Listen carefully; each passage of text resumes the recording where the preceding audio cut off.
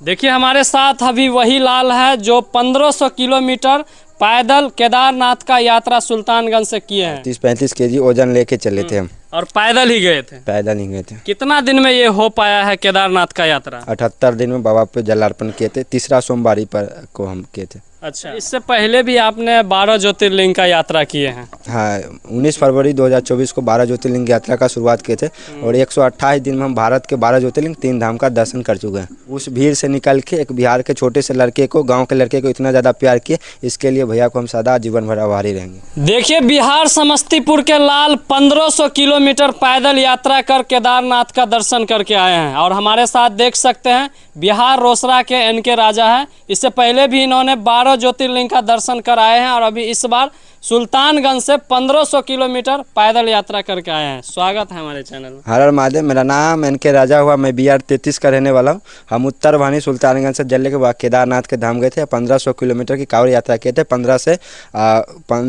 15 KG था हमारे पास सामान और 10 केजी कांवड़ का था, यानी कि 30 से 35 केजी वजन लेके हम चले थे। अच्छा, सुल्तानगंज से 30-35 केजी वजन लेके चले थे? हाँ, 30-35 केजी वजन लेके चले थे हम। और पैदल ही गए थे? पैदल ही गए थे। कितना दिन में ये हो पाया है केदारनाथ का यात्रा? 78 दिन में बाबा पे जलार्पण किए थे। तीसरा सोमवारी पर को हम किए थे। अच्छा, तो रास्ते में क्या क्या समस्या आया है?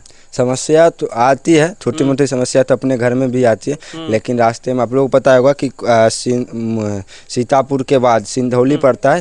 सीतापुर से मौली गांव पड़ता है। मौली में कुत्ता ने काटा था। उस समय थोड़ा सा भयभीत हम हो गए थे, लेकिन उसमें जो भी इंजेक्शन होता है सारा रेबीज का पड़ चुका है। अच्छा, साथ में क्या क्या सब चीज़ लेके गए थे? साथ में सबसे बड़ी चीज़ होती है ट्रैवलिंग में, आपको हुडन गैस होता है वो, और कैंपिंग टेंट रखना पड़ता है। अच्छा। जो कि डिकैथलॉन का सबसे बेस्ट होता है कैंपिंग टेंट। सब घर से ही लेके गए थे? हाँ, सब घर से ही लेके चले थे। अच्छा, रात में रास्ते में कोई चीज़ की ज़रूरत होता होगा तो कहाँ से, किससे जो हेल्प मांगते थे? बहुत सारे लोग हैं पूरे भारतवासी में, किन्हीं को एक कॉल करते थे, वो सामान आगे हमारे अवेलेबल हो जाता था। अच्छा, क्या क्या हेल्प हुआ है अभी तक में इस 78 दिन के यात्रा में? सबसे बड़ी चीज़ हमारे रेबीज का इंजेक्शन में ही हुआ है। हाँ। जो कि एक दिनेश ठाकरे भैया है, वो हमेशा हमारे लिए एक गाड़ी कैरी करके रखते थे पूरा शाहजहांपुर में। पूरे मतलब शाहजहांपुर से लेकर मुरादाबाद तक एक गाड़ी हमारे कैरी रहता था। जिस दिन हमें इंजेक्शन पड़ता था उस दिन हमारे पास गाड़ी आती थी और 2 लोग एक्स्ट्रा आते थे जो कि हमारे कावर को रखते, मतलब नज़र में रखते थे, और तब हम गाड़ी से जाते थे इंजेक्शन लेते। क्योंकि जहाँ से हम थे वहाँ से कावर सदर अस्पताल की दूरी लमसम 30 से 40 किलोमीटर होता था एक्स्ट्रा, तो वो जाना असंभव था उस टाइम पे, क्योंकि आपको दिन में आगे भी चलना है और इंजेक्शन भी लेना है। लेकिन हमारे पास एक गाड़ी अवेलेबल रहती थी, वो गाड़ी आती थी, फिर हम गाड़ी से जाते थे, इंजेक्शन लेते थे, फिर आते थे अपने कांवड़ के पास और वहाँ से यात्रा को चालू करते थे। अच्छा, इससे पहले भी आपने 12 ज्योतिर्लिंग का यात्रा किए हैं? हाँ, 19 फरवरी 2024 को 12 ज्योतिर्लिंग यात्रा का शुरुआत किए थे और 128 दिन में हम भारत के 12 ज्योतिर्लिंग 3 धाम का दर्शन कर चुके हैं।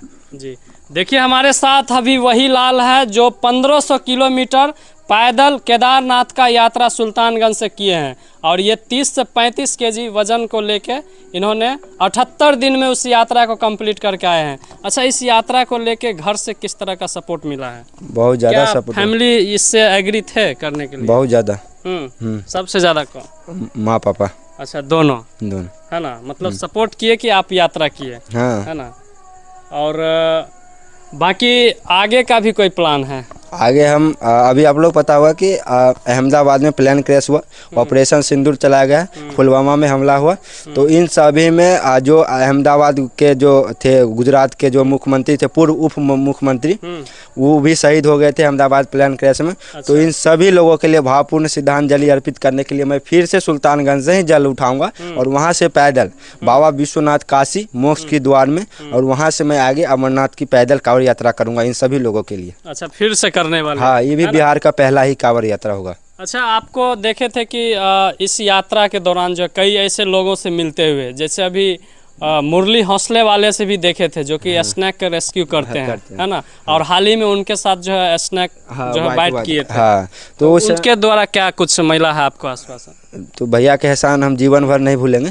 क्योंकि जिस समय भैया को स्नेक ने वाइट किया था, सांप ने, तो उस समय हम गाजीपुर में थे और भैया थे जौनपुर में। जौनपुर में उनका घर पड़ता है, जौनपुर डिस्ट्रिक्ट बहुत बड़ा है। तो भैया जिस समय सदर अस्पताल में थे, तो हमें एक लोकेशन पे थे वो, तो हम सोचे जौनपुर में जाके मिल लेंगे सदर अस्पताल, लेकिन जब तक हम जौनपुर पहुँचे वहाँ से वो घर चले गए। तो हम पूरा उम्मीद खो दिए थे, लेकिन कहते हैं ना कि भोले बाबा की कहीं ना कहीं भक्ति में असीम कृपा थी हमारे ऊपर, भैया के ऊपर। तो उन्हीं के गाँव से मुझे कॉल आता है कि मुझे आपको एक दिन का हेल्प करना है।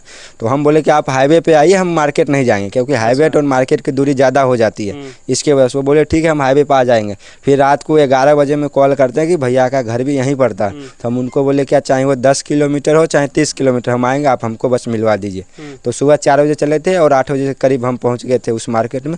वहाँ से फिर भैया के घर पे गए थे और वहाँ से मिले थे भैया से। अच्छा, इतने बड़ी रिस्की काम वे करते हैं। अभी हाल ही में देखे हैं आज के वीडियो में उनको फिर से जो है कोबरा ने बाइट कर लिया। तो अभी उनके लिए क्या कहना चाहते हैं? अभी वो पूरे सुरक्षित है, और आप लोग को पता होगा प्रेमानंद महाराज जी भी उनके कॉल किए थे और उनको हाल समाचार जानने के लिए। तो वो अभी पूरी तरह से सुरक्षित है। और जब हम मिले थे तो उस समय उनके घर पे कम से कम 1000 से प्लस आदमी आते थे रोज़ मिलने के लिए। उस भीड़ से निकल के एक बिहार के छोटे से लड़के को, गाँव के लड़के को इतना ज़्यादा प्यार किए, इसके लिए भैया को हम सदा जीवन भर आभारी रहेंगे। क्या लगता है इनको इस तरह की समस्या जीवन में नहीं आ सकती? पिछले बार जब इनको बाइट किए थे तो मतलब लोग कुछ भी कह नहीं पा रहे थे। आगे क्या इनके बारे में आप कहना चाह रहे हैं? यह कहना, भैया बहुत अच्छा काम करते हैं, क्योंकि भैया से सीखने के लिए मिलता है, क्योंकि वो हर एक जीवों को वो बचाते हैं। जैसे सांप हो गया, उसको पकड़ के कहीं सुरक्षित स्थान पर छोड़ते हैं, चाहे गरीबों का मदद हो, हर एक प्रकार की मदद वो करते हैं। इसके लिए भैया सदा आप लोग आजीवन आप बने रहें हमारे बीच, और ऐसे ही लोगों को मदद करते रहो। आपसे हमें कुछ सीखने के लिए मिलता है उनसे हमें। मतलब उम्मीद है कि इनको ऐसा कुछ भी नहीं हो सकता है? नहीं, क्या हो सकता है उनके ऊपर? वो उनके ऊपर राधा रानी भोले बाबा की असीम कृपा है, तो उनको कुछ नहीं हो सकता है। ये छोटी मोटी घटना होती रहती है। चलिए, बाकी हमारे साथ अभी बिहार समस्तीपुर रोसड़ा के रहने वाले इनके राजा हैं, जो कि लगातार यात्रा कर रहे हैं और इस बार भी इन्होंने यात्रा करके सफल अपने घर आए हैं।